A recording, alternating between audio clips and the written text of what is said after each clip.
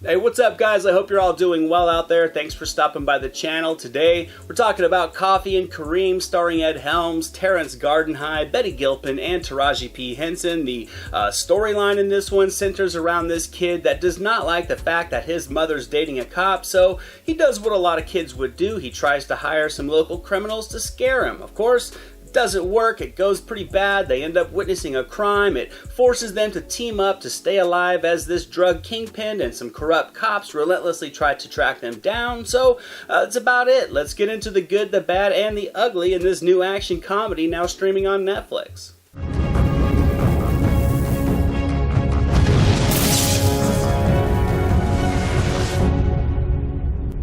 Now I gotta say this movie is kind of interesting simply from the concept alone. It's wildly over the top in terms of the content inside the humor, all the characters play to the stereotypes, the story is just an exaggerated series of action movie tropes all with varied levels of self-awareness. It plays almost like a film that wants to be a parody or almost pure slapstick in places like A Naked Gun, but during other scenes it seems intent on taking itself seriously, like the storyline isn't one we've seen done time and time again, and done much better for that matter. I will be one of the first to say that comedy can come in many different forms. It can appeal to a massive range of different personal tastes, but I think one type of humor that most can agree is not entertaining is forced humor, and this movie had a ton of it. Now, did it make me chuckle a couple of times? Sure, of course it did. There's a handful of comical lines that did rouse a laugh from me, but I wouldn't be able to say that I enjoyed this movie, and I certainly wouldn't be able to say that it was a funny film without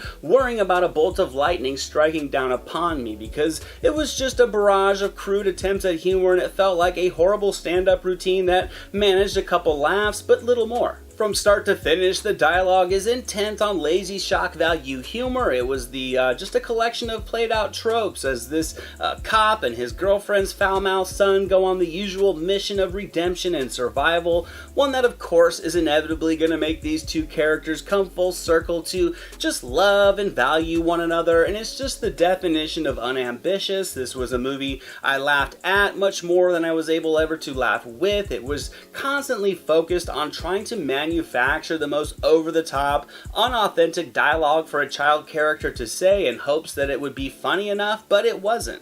I won't deny some people will find some amusement here, and that's fine. Some people will enjoy the plug-and-play progression of the shootouts, the banter, and unrealistic character decisions. Some will say this is not a movie to be taken seriously, and I will be the first person to agree with that, but it still does not mean that the sense of humor in this script was anything more than aiming for the cheapest joke or the raunchiest possible line for a given moment. It's very fast moving, but I won't say it still didn't feel a little bit tired after 30 minutes of Helms and Gardenhigh being on screen together. I can't necessarily say the performances were bad. I will say the writing and direction was, however, so despite what the characters provide to the story or fail to, in my opinion, is no fault of the actors. Helms was being Helms. It's a persona you've seen from him since he basically started his film run.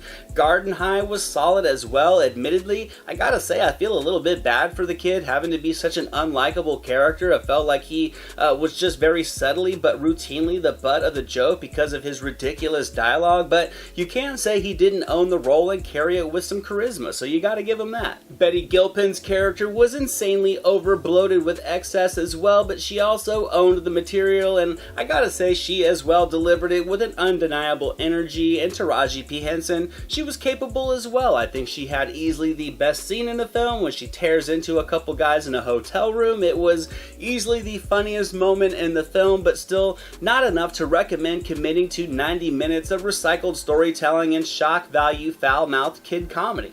So overall, I'm going to give Coffee and Kareem just 35% on the meter. It didn't do it for me. It was a rough movie to sit through. I thought it was bad after about 5 minutes and thought it only got less inspired as it ventured through all the action comedy tropes we've seen written much cleverer with on-screen tandems that had much better chemistry. It aims for the lazy laugh instead of trying to weave witty subject matter, and the entire film is trying way too hard to be mediocre.